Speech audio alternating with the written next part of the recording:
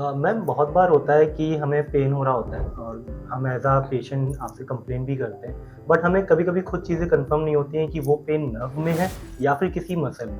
तो ये चीज़ हम कैसे क्लियर करें? जैसे आपने पूछा कैसे पता करें पेन नर्व रिलेटेड है या मसल रिलेटेड है।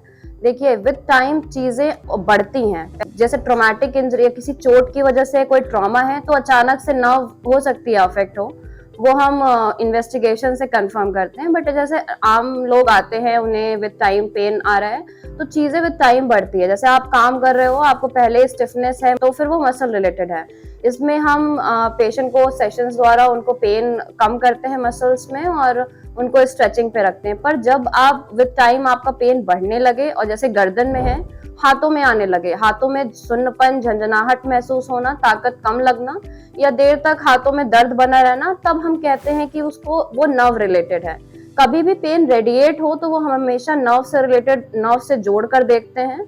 अगर आपका गर्दन का दर्द गर्दन में बना हुआ है तब हम उसको मान सकते हैं कि वो मसल रिलेटेड है।